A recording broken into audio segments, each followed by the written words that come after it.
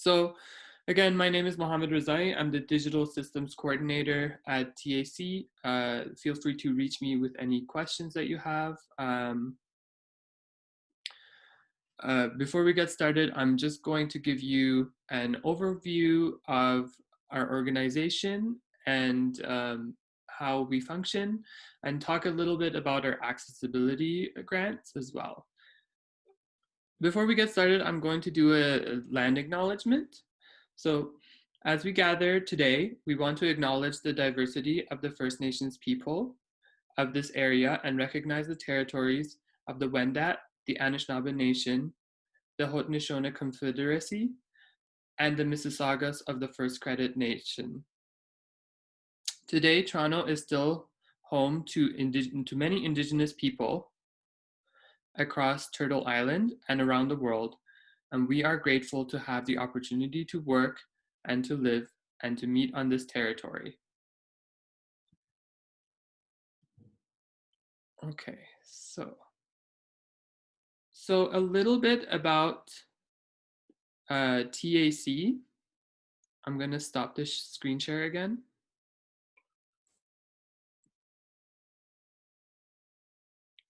So since 1974, Toronto Arts Council has been mandated by the City of Toronto to support our city's art sector through grants. And this support is done through supporting art organizations and professional artists. We are governed by two key operating principles. First one is arm's length funding, which refers to our working relationship with the City of Toronto. And the second one is peer review, which is how applications get adjudicated at TAC.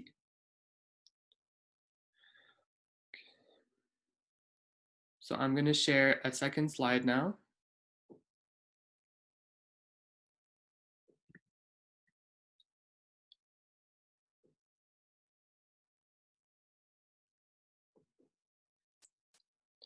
Okay, I'm going to stop sharing the slide now.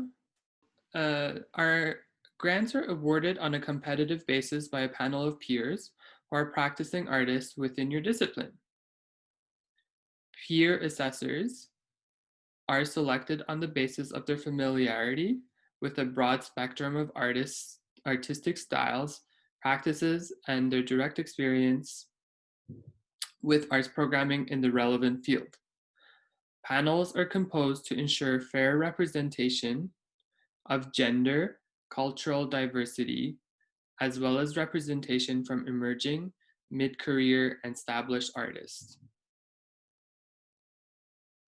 It's really important to mention that each program has its own assessment criteria.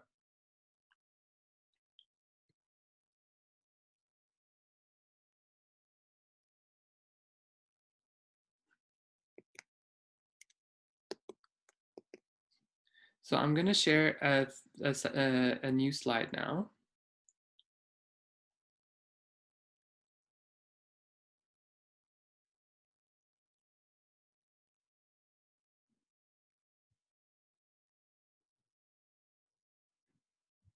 And I'm going to stop sharing it now. So now I'm going to speak about our accessibility grants. So embedded in all project grants and individual applications, there is a TAC accessibility grant.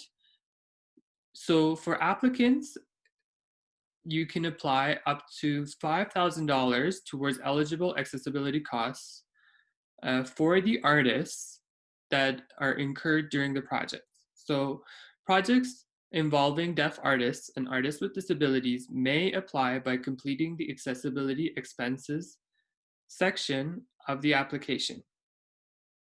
So some of the costs that are included but are definitely not limited to ASL interpretation, audio description, closed captioning, communications assistant, and attendant care.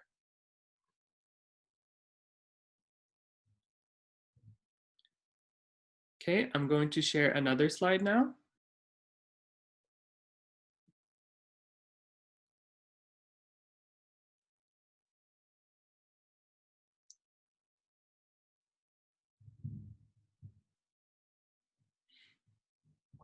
And I'm going to stop sharing the slide now.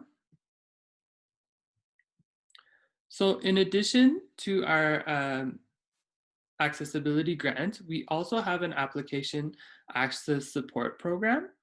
So applicants who are deaf or have disability and need support to complete their grants applications can access up to $500 a year to cover costs for assistance from service providers. In order to access this funding, please contact your program manager at least 6 weeks before the grant program deadline.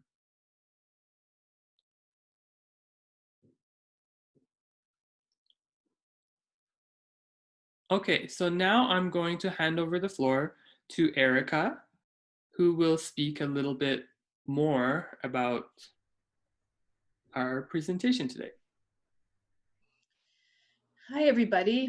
Thanks so much for being here. And thank you to Sage and Deaf Spectrum for partnering with us. I wish we could see all of your beautiful faces, but such is the webinar function. So if you have any questions as we go, just feel free to type any questions about the grants and things like that in the chat, in the Q&A section. And anything else that comes up, if you're having any accessibility issues, you want us to pause or anything like that, or you want to interrupt, type it in the chat. I'm going to be keeping an eye on the chat the whole time. And if anybody needs to, have something addressed right away, I'll pop on and interrupt and just give space for that. So let's try it that way and see how it goes. So what I wanted to do before we turn it over to some of the grants program managers that we have with us here today is to just give you a little bit of a sense of what types of grants the Toronto Arts Council has. So we essentially have two categories of grants. We have arts discipline programs and we have strategic programs. So for the arts discipline programs, those are project and operating grants in categories like visual arts, media arts, music, theater, dance, literary arts, community arts, and Indigenous arts. So you can apply for either projects or in some cases for operating funding if you're eligible. Then we have a series of slightly newer grants programs that are called strategic Erika. programs. So, yeah, sure, jump in. In that first group, you can apply for. Your audio just went off. Sorry, can you say that again? Can you hear me now? Yes. I was just asking you to repeat that one group. You can apply for either operating and I didn't get the other one. Yeah, project or operating grants. Thank you. And then for the strategic programs, there are a number of different programs, and some of them are partnerships, and some of them are sort of special programs that address particular needs that we're perceiving in the city. So I'm going to just go through very briefly, and then later on, Rupal Shah, who is the other strategic programs grant manager as well as myself, is here with us, and she and I will talk a little bit about our programs. But those programs are Open Door, Leaders Lab, FCAD, Digital Strategies Incubator, Newcomer and Refugee. I'm sorry, Erika, to interrupt. Yes, that's okay. Can I get you to start that list again, please? Yeah. Open Door, Leaders Lab, FCAD, Digital Strategies Incubator, Newcomer and Refugee Artists Program, Animating Historic Sites, Artists in the Library, Animating Toronto Parks, and Animating Toronto Streets.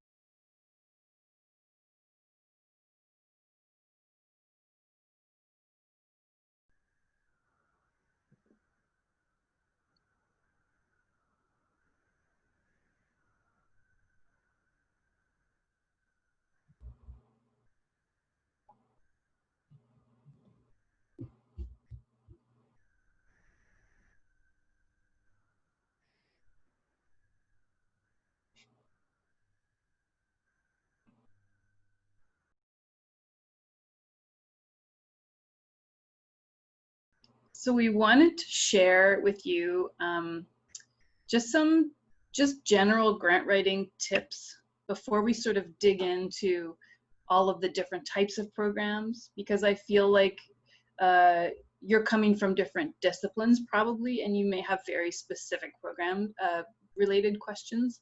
So I'm going to just ask Mohammed to show that top 10 grant writing tips slide for just a moment, and then I'll just sort of explain through it a little bit.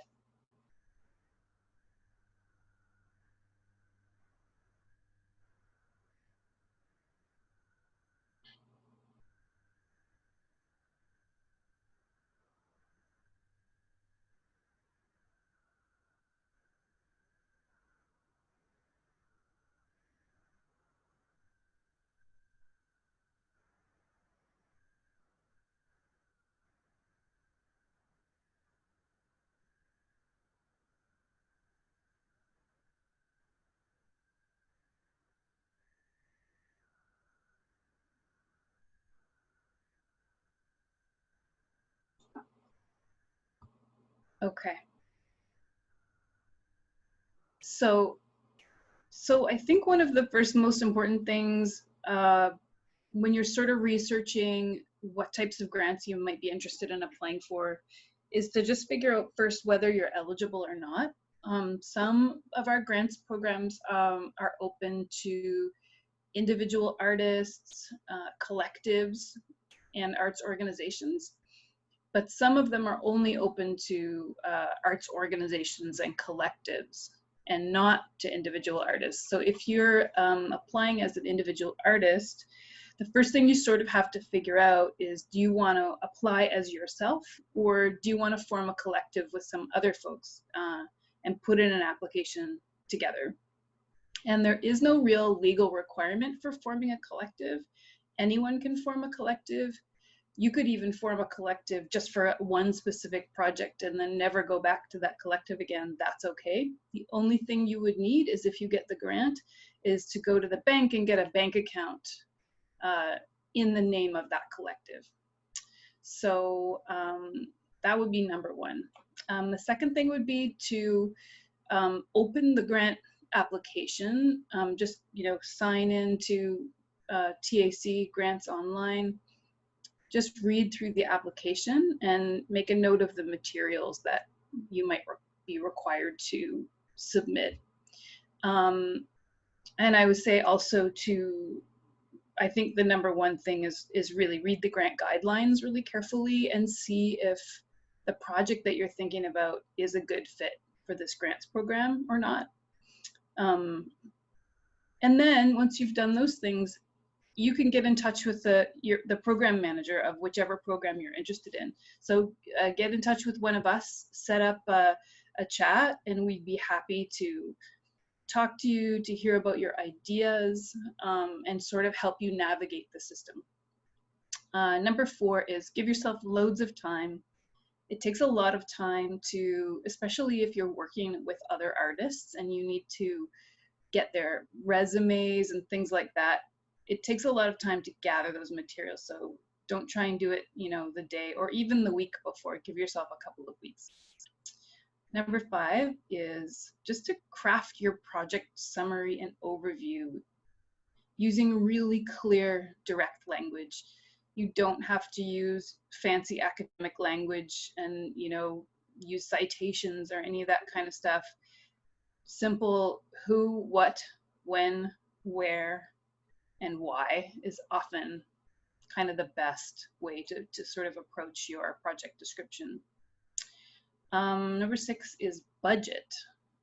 So it's important to create a really realistic budget. So if you can really break down each of your budget totals and explain how you got that. So if you're saying that your artist fees add up to $10,000, we just want to know where you got that total. Are you paying, fees based on CARFAC rates? And CARFAC is CARFAC. or what what are the industry standard fees that you're paying folks? So that's an important thing to sort of be able to explain. Number 7, gather up all your support materials, all of your documentation of your work. Getting that together, getting it edited up, sort of takes some time. So getting that together is important.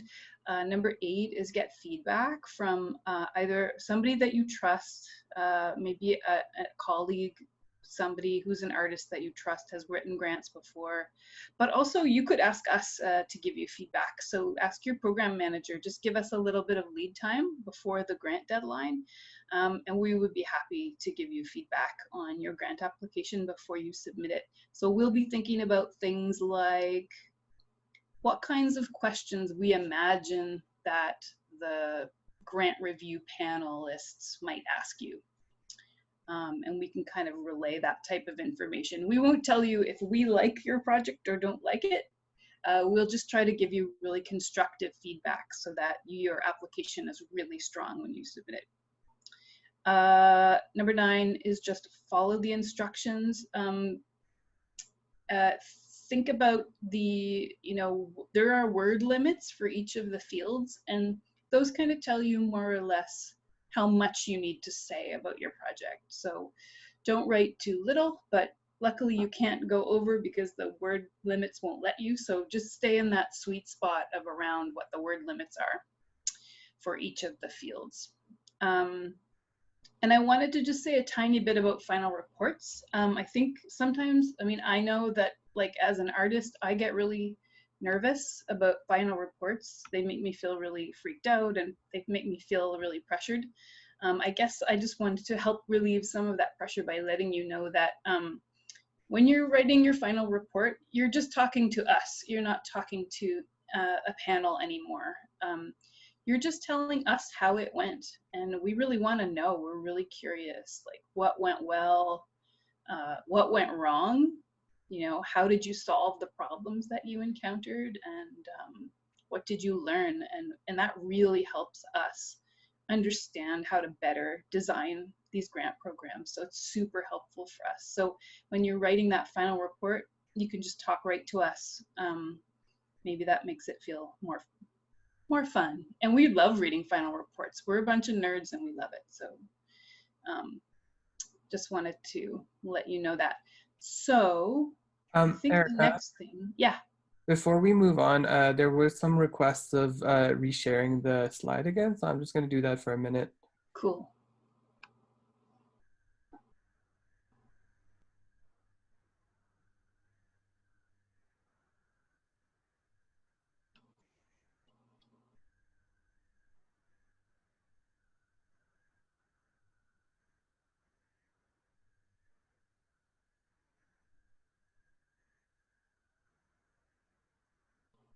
So next I wanted to invite Peter Kingstone, who is the Visual and Media Arts Program Manager, and who also manages the Leaders Lab, to just talk us through his programs. And I suspect there are a number of visual artists on this call right now, so you may have questions, and feel free to put those either in the chat or the Q&A, and we will convey them to Peter.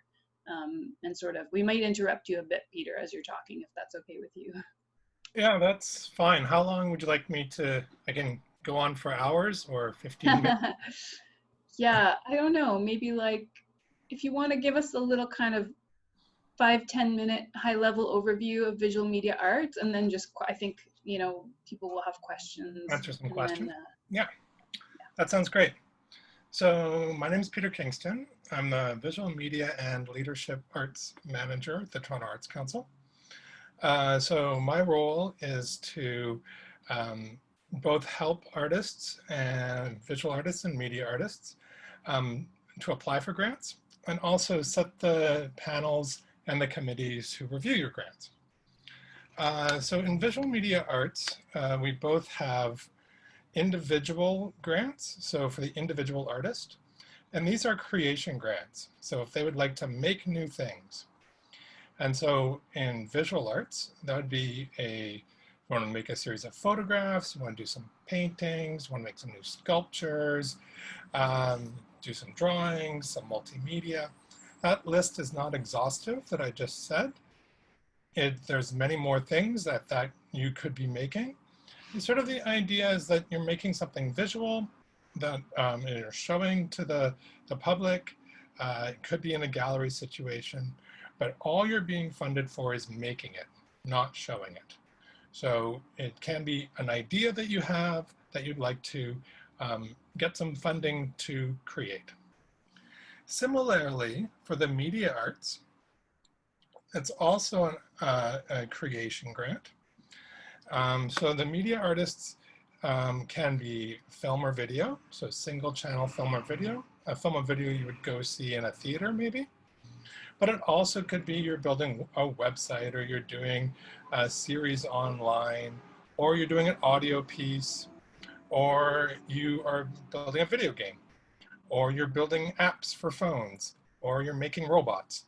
All these things fit into media arts, and you can apply for those as well. So for the visual arts, there's no deadlines. You can apply today if you'd like. And you will find out in about 3 to 4 months. And for the media arts, the deadline is October 15th. The other things in the visual and— Sorry, Peter, it's the interpreter. When is that deadline again? October 15th for media arts. And for visual arts, there is no deadline.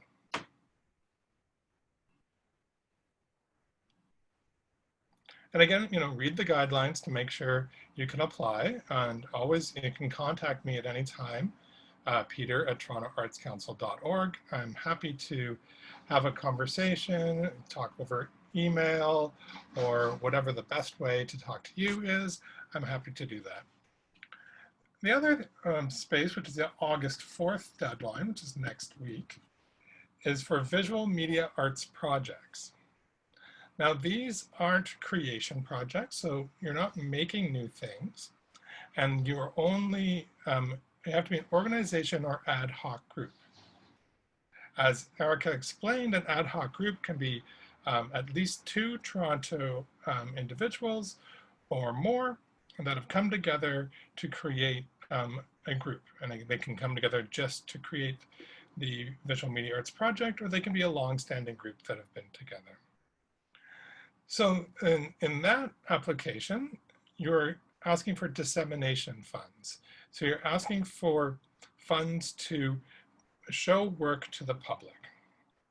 So usually this is a gallery show, or a film festival, or if you want to do a lecture series, or you want to have some sort of artistic intervention outside of a gallery, or you want to do a residency, like hold a residency here in Toronto. You can apply for up to $15,000 to do that. You have to demonstrate that there's other funding coming in. The other funding doesn't have to be monetary. It could be other stuff, like someone's giving you a space, or someone's giving you food to hold an opening, something like that. And so that application is August 4th for projects happening after November 1st. And so you'd apply August 4th, you'd find out by the end of October. The other space that Erika sort of mentioned— I'm sorry, Peter, I'm just behind on the dates. If you could just repeat okay. those set of dates again, deadline, and then when you find out, and the project starting date, please. Okay, so the deadline is August 4th for visual media arts projects. You'd find out by find out by the end of October, and the project have to start by the beginning of November. Now you've got me all confused on the dates. Sorry about that. That's fine. That's absolutely fine. The other thing that Erika mentioned was operating. Now, to enter into the operating stream in the visual media arts, you have to have at least 2 project grants to your organization's name. So if you're thinking of building an organization that, for operating, it's a long-standing organization that'll be around for a while, you'd want to start your conversation early with me, start your project grants, and we can work together and build you up to an operating grant. Now, all of the grants that Visual Media Arts, come talk to me about them, uh, ask me to read over your grant. It's my favorite thing, to meet with artists and read over their grants and have them ask questions and me ask questions of them. Give a couple of weeks before the grant deadline, or if you're a visual artist, give it know that it'll take about a week or so for me to sort of get back in touch and we can sit down and work on it together. I highly advise asking me these questions before applying for the grant. If you get a negative or positive answer from the grant and you want to know some feedback, for the Visual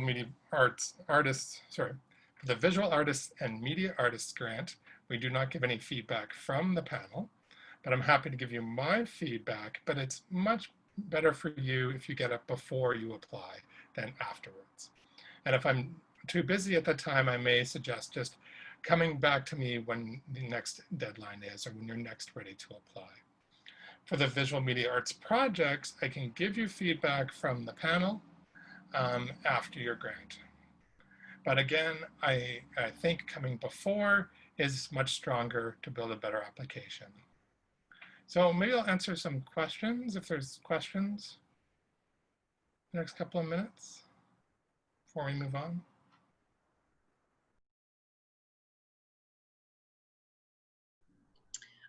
This is a really great question in the Q&A, Peter. Where is storytelling fitting within visual or media arts, like filming storytelling? What do you mean by filming storytelling? I mean, a narrative project would fit into visual media arts. It'd be like a film. But are you talking about like filming a reader, or as a space and that might fit into literary more than visual media arts? It'd be the literary artist, but maybe that could be answered a little bit better by Catalina, if that would fit into literary. But if it is the director applying, the director who's shooting the video, and I just have to talk to you more on exactly what you mean by storytelling, and that could fit into media arts. So narrative story, so like a written story, but it's being communicated through ASL rather than through English. So I guess, yeah, that would be one of those things where you'd have to decide whether you wanted to situate it within media arts and try and sort of contextualize your information there, or if you wanted to situate it within the literary arts. Maybe Catalina, this would actually be a great, if you want to talk about it first, segue. Peter, and then we'll go to Catalina, because that's a good transitional moment. Yeah. Okay, cool. Catalina, would you like to talk about literary arts first, maybe? I'm Catalina, and I manage the literary grants programs and the dance grants programs at the Toronto Arts Council. It looks like there was a question about storytelling just a little earlier, so I will start with the literary program. We have 2 sections that could be available to you right away as a first-time applicant. The one that has a deadline coming up soon on August 4th, next week, is the Literary Projects Program. And that is a program that is open to collectives and organizations. Erika explained earlier that a collective can be a group of people, 2 or more people who can come together just for this one project. Or it can be a group of people that have been working together for quite a while within the literary arts. We have a few different categories that you can apply for with projects, and it's not limited to just these categories, but I'll list them anyhow. You could do a writer in residence program, for example. You could have a project that runs a literary festival. Your project could be something that includes conferences or symposia for literary professionals and their audiences. Or you could be doing something like a series or performance events that incorporate readings, storytelling, dub poetry, spoken word, etc. The one thing that we do not fund at all in any of our literary programs is publishing. That means that if you do get a grant from the Toronto Arts Council for your literary project, that money would go towards any activities that are not publishing. It doesn't mean you can't publish anything in your project, just that when you fill out the budget section of the application, you would be clear about how the publishing will be funded and where the Toronto Arts Council grant would fit in with the other activities in your project.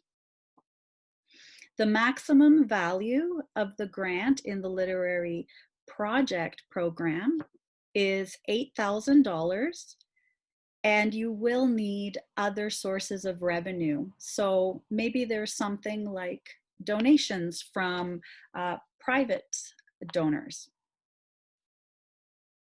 Maybe you have an entrance fee for your reading series, or ticket sales, or some other merchandise sales. Maybe you're also applying to other grant programs like the Ontario Arts Council or the Canada Council for the Arts. So you'll need a few different sources of revenue. Another possibility that we didn't mention, I think Peter didn't mention earlier, but I will mention now, is that in some of our programs, there's a possibility that you will get partially funded. So maybe you asked for the full $8,000 from the Toronto Arts Council, but we didn't have enough money to give the full amount, and maybe you get $7,500 instead, or $6,000. It's important in your application to have a good contingency plan, and that is a section in the budget area of the application where you can explain how you could move forward with your project if you had less funds from the Toronto Arts Council. Sometimes this is a good thing to talk about with the program managers, with us, before you apply. And let us know what you're thinking, and we can give you some feedback on some strategies if you're worried about this section of the application.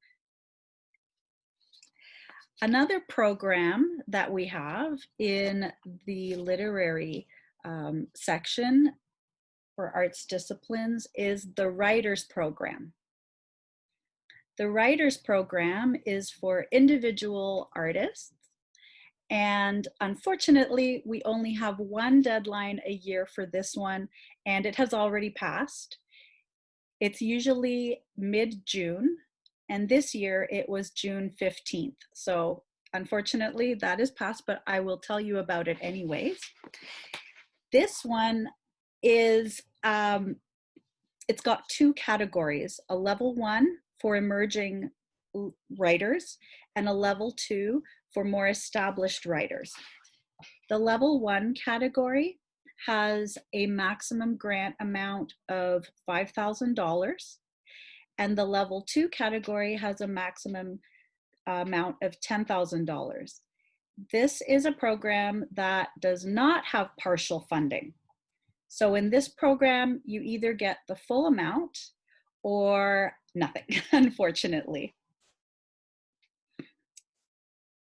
In this program, the application process is much simpler than the literary projects, because all you need to do is tell the peer assessors what your idea is and submit some writing material from this project.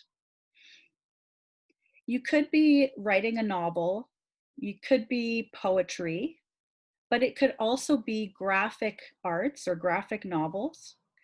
It could be oral storytelling or spoken word poetry.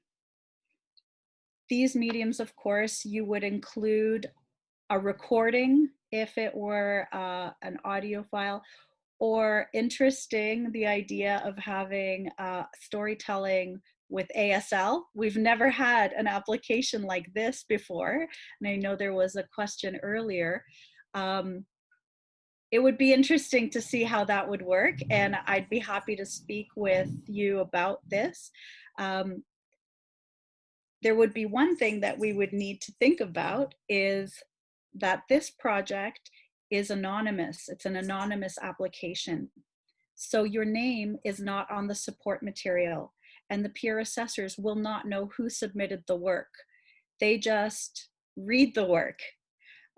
So we would have to figure out a way to keep your identity anonymous if there is a visual recording of the ASL storytelling. If you are working in a style or a form that goes beyond the page, like oral storytelling, then you do include a transcript, a written transcript of that work as well. The literary program also has an operating stream, and Peter mentioned an operating stream in the visual and media arts program. And in the same way, to apply to the operating program in the literary field, you do need to have 2 successful grant applications, project applications, before being able to apply. The operating program in the literary category is for collectives only, not for individuals. Okay. Maybe I can answer some questions about the literary program now, if there are any, before I move on to the dance program. Sage had a really great suggestion. They said it's possible to have like a deaf interpreter translate ASL applications into English, and then like we could also add to that it is possible for you to submit in ASL. You can submit a grant application in ASL. You can submit some more support materials in ASL. That's all possible. Do you want to maybe talk about like that, how that would work in literary arts, Catalina? Oh, I think we could probably make anything work. We haven't had this, or I haven't experienced this type of an application before, but certainly this sounds like something we could work around. And as Erika said earlier, and Peter reiterated, we're all very friendly and we're happy to help you figure out how to best present your project idea to a panel. So yeah, open to lots of different ways. Thank you. Okay, great. Well, let us move on to strategic programs, and then we can kind of talk more at the end, just about all sorts of things. Rupal, Shah, would you like to go first? You want to talk about your programs? Sure, why not? So hi everyone, my name is Rupal. Like Erika, I also run strategic programs at TAC, and strategic is just one way of saying that all of our grants that we run are multidisciplinary and they're not organized according to your artistic discipline or the type of art you make, but they're organized on a different purpose or theme. So for example, 2 of the programs that I run are specifically to address supporting newcomers through art. So one that you might be interested in is called the Newcomer Artist Mentorship Program, and it is specifically for artists who have been living in Canada for 7 years or less. It is a $10,000 grant that you share with your mentor after creating a plan to do a mentorship together to help you as a newcomer artist build your career here in Canada. So that's one example. The second example is a grant called Newcomer Engagement Program, and that is specifically for groups of artists or artist collectives and not-for-profit arts organizations that want to design a project where professional artists are working collaboratively with community members.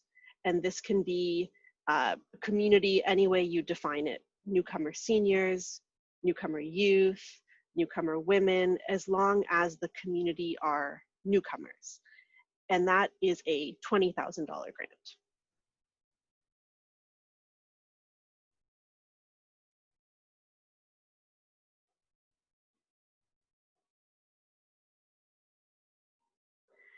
Another program that I run at TAC that is also specifically for not-for-profit arts organizations and artist collectives is called Open Door. Now that deadline is coming up September 15th. If you are interested, please reach out to me by email anytime and we can set up a meeting. This is a program that is specifically for projects that may not fit any of the other TAC grants. So something that is really innovative, really ambitious, something that goes beyond what you might consider your regular activities as a not-for-profit organization or a project that you would do commonly every year or regularly. So for example, there are 3 project categories within Open Door.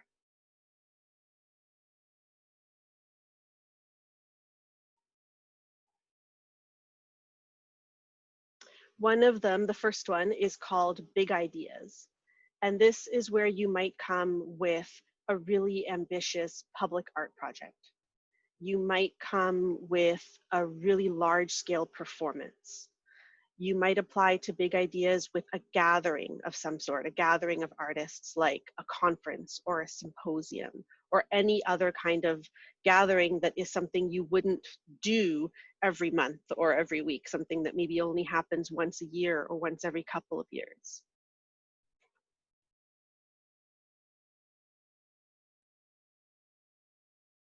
The second category is called Market Development. That's where you might come with a project that has specifically been designed to create a new market for Toronto artists and their work, or expand on an existing market and create more opportunities for people to have their work seen or experienced. The third category in Open Door is called New Models. It's where you might apply if you see a challenge or a problem in your artistic community that you would like to solve and you think you have a new or creative or innovative way to solve that problem.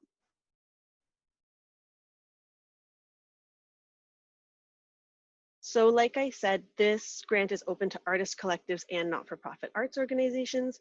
If you are a not-for-profit organization with audited financial statements, there's actually no limit to the amount of money you can apply for from Open Door, technically. I will say in the few years that I have run the program, we have not given out a grant through Open Door of more than $100,000. If you are a not-for-profit arts organization that doesn't do your financial statements every year, you don't do your audit, or you're a group of artists who obviously don't have audited statements, the maximum you can apply for is $30,000.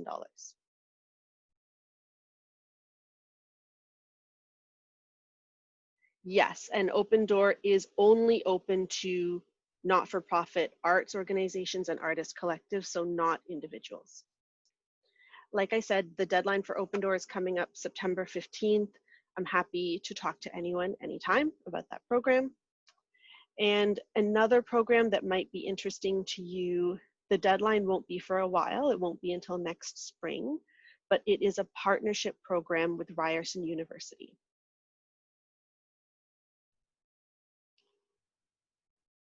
It's the Digital Solutions Incubator. And that grant, again, is specifically for arts organizations and artist collectives.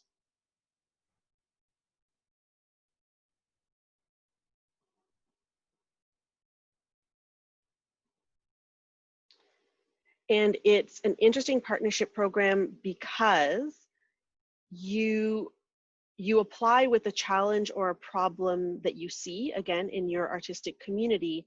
And if you are accepted into the program, you're paired with a student team from Ryerson to act as informal consultants, to work with you, to help you find a solution to that problem that maybe you could not have discovered on your own.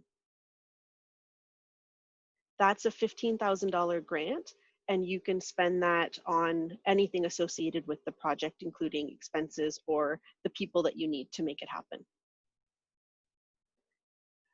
So Erika has reminded me that yes, I will be, if anyone is specifically interested in Open Door, I will be live on TAC's Instagram tomorrow at 5, talking about Open Door in a bit more detail and also answering more questions.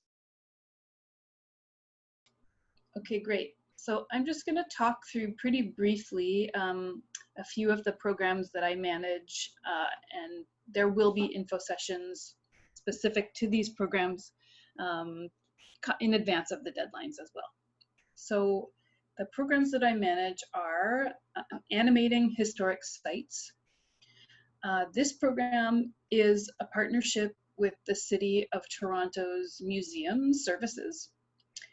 And it's essentially a grant that you can apply for to do projects that are that respond to these small community museums in Toronto.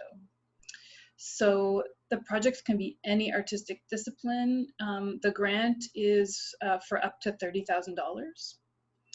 And there's also an exploration grant that you can get. That's just $5,000 if maybe you're not ready to present something, but you'd like to give yourself some time to just sort of explore. So I'm gonna start my video. That deadline is, I should know this.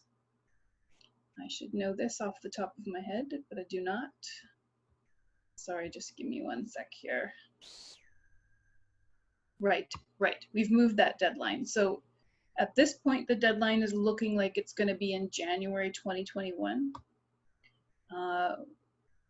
We had moved it back a little bit just because of COVID and the museums not being open.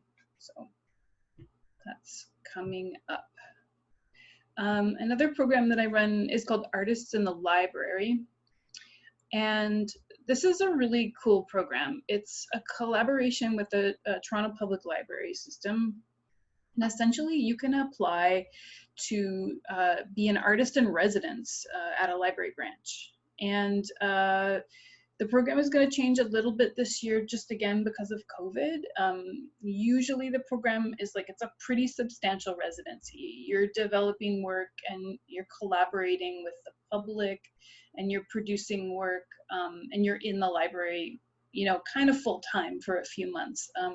Since we won't really have access to space and people in that intensive way, we're going to change the program so that it'll be actually nice because we'll be able to give out way more grants. There'll be smaller grants, but the, I guess, the requirement to, you know, be on site and produce tons of material will be much less as well. So it'll be a bit of a lighter program, but we'll be able to give the grant out to way more people. So I'm actually kind of excited about that.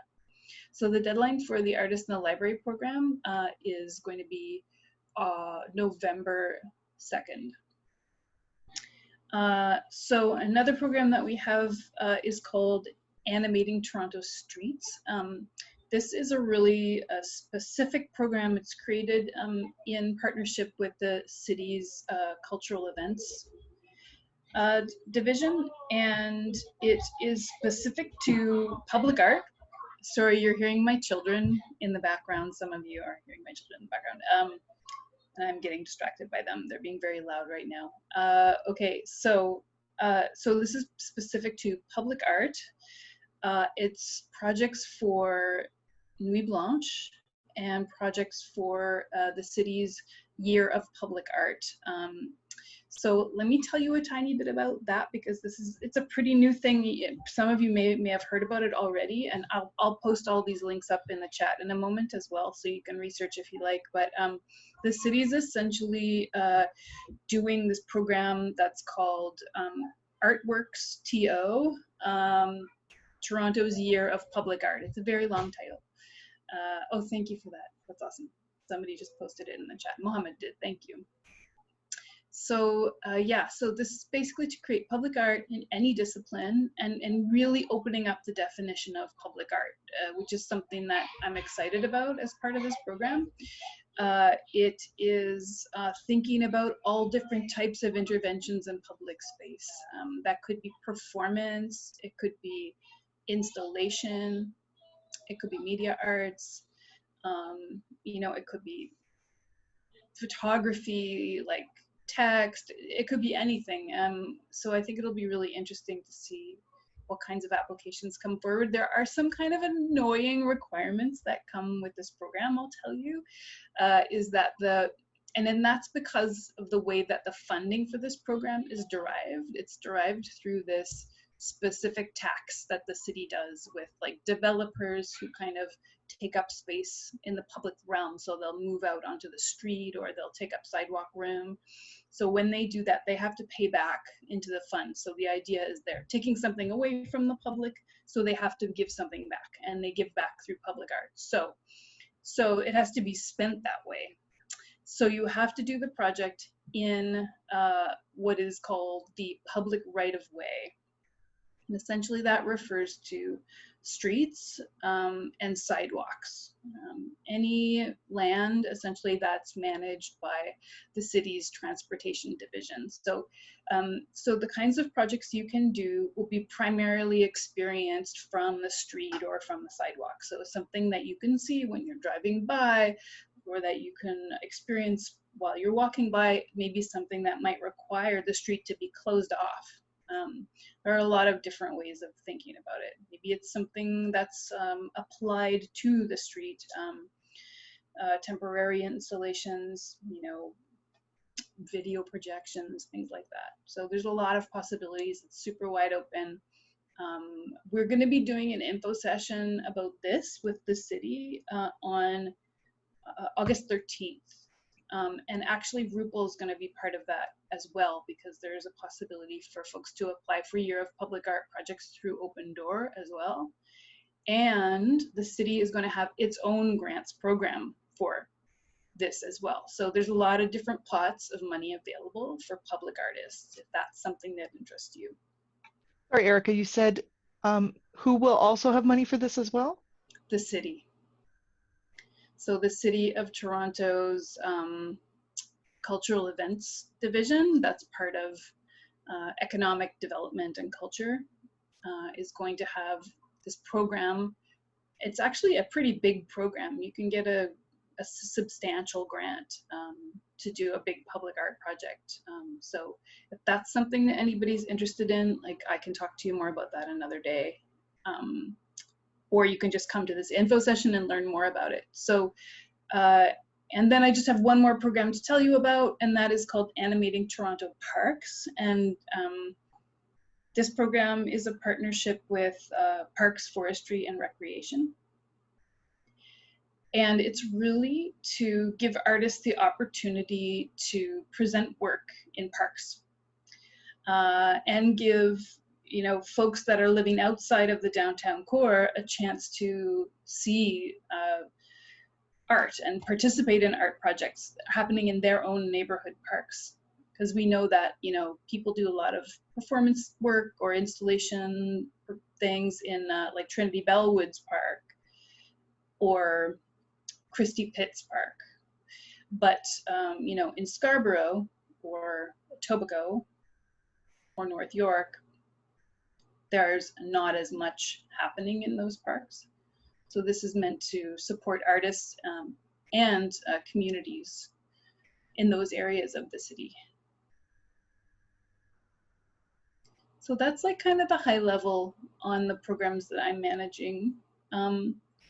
So what I'd like to do now is just open it up to just kind of a conversation. If folks want to pop questions up in the Q&A, you can totally do that. If you want to come on and just speak through ASL, you can do that. If you want to chat, you can do that. Whatever is interesting to you, we would love to know.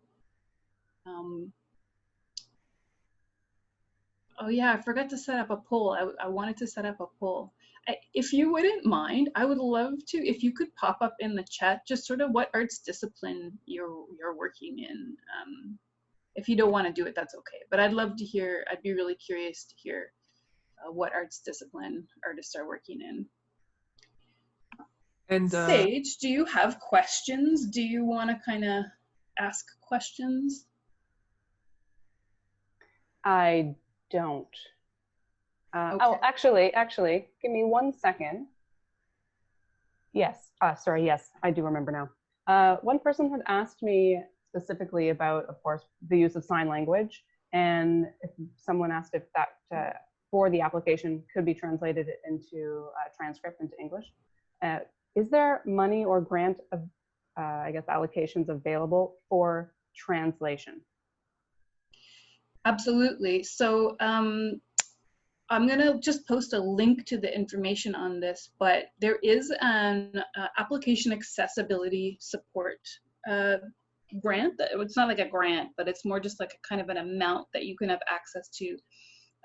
Any individual artist can have access to up to $500 in a year from TAC to do anything like that, anything that supports your application process. So that may be like hiring somebody to translate for you or something like that. So this is to have a support person who does whatever that thing is you need them to do. I'm just going to find the link and post it in the chat here. So certainly translating something into English, absolutely possible. So here it is. So this is the info on application accessibility support.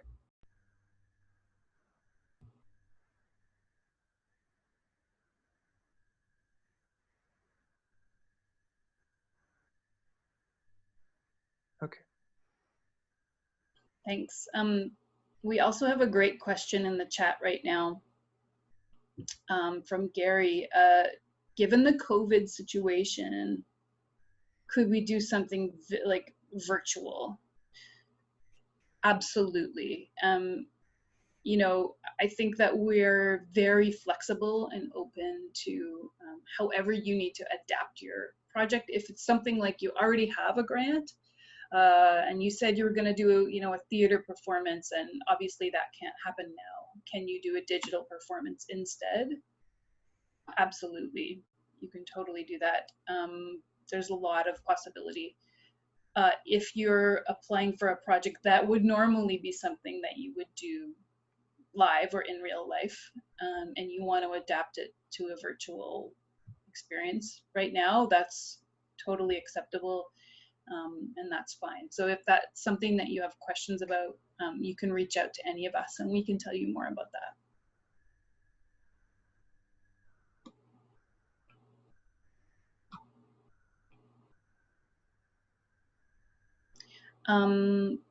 Yeah, okay, I think yes, we answered that one. Anyone else have any questions or anything you want to talk about or tell us about? So, Yeah, Sage here again. There was a question in the Q&A, so it wasn't specific to applications. So this was another, I guess, some tips I've put in there. So I'm just reading the Q&A from Riley. So there's tips for new grant writers. Where should we look when trying to find grants that are suitable for us? How do we know if we're writing proposals properly? And it looks like there is another one just under that as well. Yeah, that's an amazing question. I mean, I think it's actually, I mean, not to be selfish, but I think it's great to start at TAC. because it's municipal in scale. A lot of times, you know, emerging artists do successfully get grants through TAC. So there are loads of other places that you can look to apply for different kinds of grants, and we can certainly, you know, send you in some different directions and help you. So it depends on what your discipline is. But yeah, wherever you feel like your discipline is located, whether it's dance or theater or visual arts, just talk to that program manager, and we can really talk you through all of the different options, all of the different grants that are available that may be a good fit, and we can really help you figure out which program might be a best fit for whatever the project is you have in mind. And we can also help you kind of adapt your project to suit the particular project that you're in, grant that you're interested in applying to. And we could also take a look at your application and give you feedback on it before you apply, and talk you through it, and just like make it the best, most polished version of your application that you can possibly submit.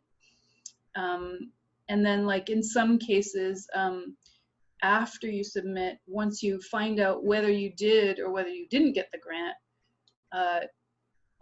most of the programs are able to give feedback. Some of them are not, just because of the sheer volume. But for the most part, if you reach out to the program manager, we'll be able to have a conversation with you after. And I actually think it's great to reach out for feedback, even if you do get the grant, because I think it's helpful just for the next time you put another application in, because there may be things in your grant that weren't that strong, but maybe the panel, peer panelists really liked your application for another reason. It's just good to know that kind of stuff, to know what your maybe spots that need some work, or maybe what your strengths are, and then you can get even better at applying. But certainly if you don't get it, getting feedback is really important. Sometimes the reason you don't get it is just because there wasn't enough money going around to go around. Sometimes the reason you don't get it is because there was something that the panel just didn't understand, that maybe you could have explained more clearly. So I think, yeah, those are the main reasons. But if you want to kind of go over that, you know, tips section of the slideshow, that's got some good high-level tips on it, but we are always willing to be there for you and take you deeper. Are non-Toronto residents eligible to apply if their project will occur in Toronto? Well, the answer is no. You do have to be a Toronto resident to apply for a Toronto Arts Council grant, and your project has to take place in Toronto. But what you could do, and what some people do, is you could form a collective with Toronto residents, as long as the majority of the collective is living in Toronto. So that would mean if it's 2 people, both of them would have to live in Toronto. If it's 3 people, 2 of those 3. So as long as it's more than 50% Toronto residents, then you'll be okay. United Nations Day of Sign Languages is on September 23rd annually. Can we apply for grants for sign language celebrations, storytelling, arts work, online culture stories? Yeah, 100%. You could apply for grants in any of these. Sorry, Erika, could you read that question again for me, please? Yeah, for sure. United Nations International Day of Sign Languages is on September 23rd annually. Can we apply for grants for online sign language celebrations? For example, online storytelling, online artwork, online arts and cultural stories. Is this doable? Which grants would fit for this purpose? Yeah, awesome question. I think that would be amazing, and actually it can strengthen your application if you say, for example, like if you're part of a festival or an event that's happening, particularly if an event like that, you know, there's organizations that are participating in it, and they could maybe write you a letter of support that would like help to support your grant application. You could submit that letter that says, you know, they're going to present your work, or they'll support your work in some way, or they'll help you promote it, or whatever. That just shows that you have other people supporting the work that you're doing, and that helps to strengthen your application. Could I jump in? It's Catalina here. Please, yes. So the dates are something to pay attention to. The example with the September 24th celebration, sounds like some of those activities would be a good fit with a literary project. However, for the August 4th deadline, the grant would be for any activities that happen after November 1st. Now, we do have 2 deadlines for the literary project program. One of them, of course, is August 4th, and the other one happens in March. So this year it was March 2nd.